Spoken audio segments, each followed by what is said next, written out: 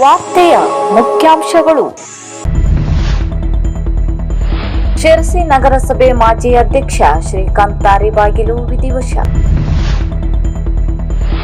Drugs ವಿರುದ್ಧ ಶಿರಸಿ ಪೊಲೀಸರ ಕಾರ್ಯಾಚರಣೆ. ತಲೆಮರೆಸಿಕೊಂಡ ಆರೋಪಿ ಬಂಧನ. ನಗರ ಠಾಣಾ ಪೊಲೀಸರಿಂದ ಮತ್ತೊಂದು ಮಹತ್ವದ ಕಾರ್ಯಾಚರಣೆ. ಓರ್ವ ಗಾಂಜಾ ಪೆಡ್ಲರ್ ಬಂಧನ.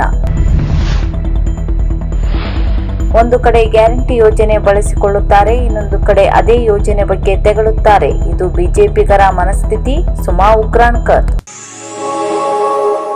ನಗರ ಠಾಣೆ ಪೊಲೀಸರು ನಡೆಸಿದ ಕಾರ್ಯಾಚರಣೆಯಲ್ಲಿ ಇಲ್ಲಿಯ ಬನವಾಸಿ ರಸ್ತೆಯಲ್ಲಿರುವ ತೋಟಗಾರಿಕಾ ಕಾಲೇಜು ಹತ್ತಿರ ಗಾಂಜಾ ಮಾರಾಟ ಮಾಡುತ್ತಿದ್ದ ದಾಸನಕೊಪ್ಪದ ಇಮ್ರಾನ್ ಅಹಮದ್ ಮಕ್ಬೂಲ್ ಅಹಮದ್ ಬ್ಯಾಡಗಿ ಎಂಬಾತನನ್ನು ಬಂಧಿಸಿ ಈತನಿಂದ ಸುಮಾರು 20,000 ರೂಪಾಯಿ ಮೌಲ್ಯದ 253 ಗ್ರಾಂ ಗಾಂಜಾ ವಶಕ್ಕೆ ಪಡೆಯುವಲ್ಲಿ ಯಶಸ್ವಿಯಾಗಿದ್ದಾರೆ. ಡಿವೈಎಸ್ಪಿ ಗೀತಾ ಪಾಟೀಲ್ ಹಾಗೂ ಸಿಪಿಐ ಸಂಪತ್ ಕುಮಾರ್ ಮಾರ್ಗದರ್ಶನ ಮತ್ತು ಸಿಪಿಐಗಳಾದ ನರಸಿಂಹಲು ಹಾಗೂ ನಾರಾಯಣ್ ರಾಠೋಡ್ ನೇತೃತ್ವದಲ್ಲಿ ನಡೆದ ಕಾರ್ಯಾಚರಣೆಯಲ್ಲಿ ಸಿಬ್ಬಂದಿಗಳಾದ ಬಸವರಾಜ್ ಹಗರಿ, ರಾಮಯ್ಯ ಪೂಜಾರಿ, ಹನುಮಂತ ಮಾಕಾಪುರ್, ಸದ್ದಾಂ ಹುಸೇನ್, ಹನುಮಂತ ಕಬಾಡಿ, ತುಕಾರಾಂ ಬಡಾಕಾರ್, ಪ್ರಶಾಂತ್ ಹಾಗೂ ರಾಜಶೇಖರ್ ಪಾಲ್ಗೊಂಡಿದ್ದರು.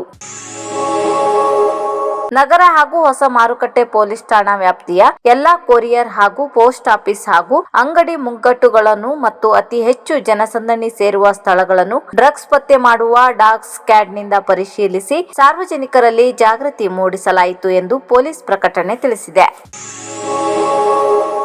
ವಿಶ್ವಸಂಸ್ಥೆಯೇ ಹೊಗಳಿರುವ ಕಾಂಗ್ರೆಸ್ ಸರ್ಕಾರದ ಗೃಹಲಕ್ಷ್ಮಿ ಹಾಗೂ ಶಕ್ತಿ ಯೋಜನೆಯ ಲಾಭವನ್ನು ಸಂಪೂರ್ಣವಾಗಿ ಪಡೆದುಕೊಳ್ಳುತ್ತಿರುವ ಬಿಜೆಪಿ ಮಹಿಳಾ ಮುಖಂಡರು ಇನ್ನೊಂದು ಕಡೆ ಈ ಯೋಜನೆ ಸಂಪೂರ್ಣವಾಗಿ ವಿಫಲವಾಗಿದೆ ಎಂದು ಸುದ್ದಿಗೋಷ್ಠಿ ಮಾಡುತ್ತಾ ಗ್ಯಾರಂಟಿ ಅನುಷ್ಠಾನ ಸಮಿತಿಯ ತಾಲೂಕಾ ಅಧ್ಯಕ್ಷೆ ಸುಮಾ ಉಗ್ರಾಣ್ಕರ್ ಅವರು ಬಿಜೆಪಿ ಶಿರಸಿ ಮಹಿಳಾ ಗ್ರಾಮೀಣ ಮಂಡಳದ ಅಧ್ಯಕ್ಷೆ ಉಷಾ ಹೆಗಡೆಯವರಿಗೆ ಟಾಂಗ್ ನೀಡಿದ್ದಾರೆ. ಅವರಿಂದು ಡಿಸಿಸಿ ಕಚೇರಿಯಲ್ಲಿ ನಡೆಸಿದ ಸುದ್ದಿಗೋಷ್ಠಿಯಲ್ಲಿ ಮಾತನಾಡುತ್ತಾ, ನಮ್ಮ ತಾಲೂಕಿನಲ್ಲಿ ಇಲ್ಲಿಯವರೆಗೆ ಸುಮಾರು 44,000 ಜನರು ಗೃಹಲಕ್ಷ್ಮಿ ಯೋಜನೆಯ ಲಾಭ ಪಡೆಯುತ್ತಿದ್ದಾರೆ. ಇದಕ್ಕಾಗಿ ಸರ್ಕಾರದಿಂದ ಸುಮಾರು 224 ಕೋಟಿ ಜಮಾ ಆಗಿರುವುದಾಗಿ ತಿಳಿಸಿದರು. ಗೃಹಲಕ್ಷ್ಮಿ ಯೋಜನೆಯ ತಾಂತ್ರಿಕ ಸಮಸ್ಯೆಯಿಂದ ITGST ಸಮಸ್ಯೆಯಿಂದ ಸ್ವಲ್ಪವೇನಾದರೂ ಸಮಸ್ಯೆ ಆಗ್ತದೆ ಜನರಿಗೆ, ಮತ್ತು ಒಂದೆರಡು ಮೂರು ಕಂತು ಬರ್ಲಿಕ್ಕೂ ವಿಳಂಬ ಆಗಿದೆ, ಬರ್ತದೆ, ಮುಂದಿನ ದಿನದಲ್ಲಿ ಬರ್ತದೆ.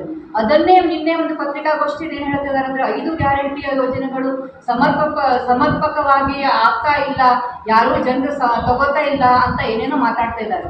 ನಿಜಕ್ಕೂ ಇವರು ಕೂಡ ನಾನು ತಿಳಿದ ಮಟ್ಟಿಗೆ ಇವರಿಗೆ ಗೃಹಲಕ್ಷ್ಮಿ ಬರ್ತದೆ ಇಲ್ಲೋ ಗೊತ್ತಿಲ್ಲ, ಹೆಚ್ಚಾಗಿ ಬರ್ತದೆ. ಶಿರಸಿ ನಗರ ಪೊಲೀಸ್ ಠಾಣೆಯಲ್ಲಿ ದಾಖಲಾದ ಪ್ರಕರಣವೊಂದರಲ್ಲಿ ನ್ಯಾಯಾಲಯದ ಮದ್ದತಿಗೆ ಹಾಜರಾಗದೆ ಕಳೆದ 6 ವರ್ಷಗಳಿಂದ ತಲೆಮರೆಸಿಕೊಂಡಿದ್ದ ವಾರೆಂಟ್ ಆಸಾಮಿಯಾದ ರಘುವೀರ್ ರಾಣೆಬೆನ್ನೂರು ಹಾವೇರಿ ಈತನನ್ನು ಬೆಂಗಳೂರಿನ ತಿರುಮಲ ಶೆಟ್ಟಿಹಳ್ಳಿ ಪೊಲೀಸ್ ಠಾಣಾ ವ್ಯಾಪ್ತಿಯಲ್ಲಿ ವಶಕ್ಕೆ ಪಡೆದು ಈ ದಿವಸ ಮಾನ್ಯ ನ್ಯಾಯಾಲಯಕ್ಕೆ ಹಾಜರುಪಡಿಸಲಾಗಿದೆ. ಶಿರಸಿ ನಗರ ಠಾಣೆಯಲ್ಲಿ ನಡೆದ ಈ ಕಾರ್ಯಾಚರಣೆಯಲ್ಲಿ ಗೀತಾ ಪಾಟೀಲ್ ಡಿಎಸ್ಪಿ ಶಿರಸಿ, ಸಂಪತ್ ಸಿಸಿಪಿಐ ಶಿರಸಿ ಅವರ ಮಾರ್ಗದರ್ಶನದಲ್ಲಿ ಶಿರಸಿ ನಗರ ಠಾಣೆಯ ಪಿಎಸ್ಐ ನರಸಿಂಹಲು ಟಿ ಹಾಗೂ ನಾರಾಯಣ್ ರಾಥೋಡ್ ಅವರ ನೇತೃತ್ವದಲ್ಲಿ ಸಿಬ್ಬಂದಿಯವರಾದ ತುಕಾರಾಂ ಬಿ, ಚೆನ್ನಬಸಪ್ಪ, ಸದ್ದಾಂ ಹುಸೇನ್, ಹನುಮಂತ ಮಾಕಾಪುರ್, ರಾಮಯ್ಯ, ಹನುಮಂತ ಕಬಾಡಿ, ಚೇತನ್, ಸಂತೋಷ್ ಅವರು ಭಾಗವಹಿಸಿದರು.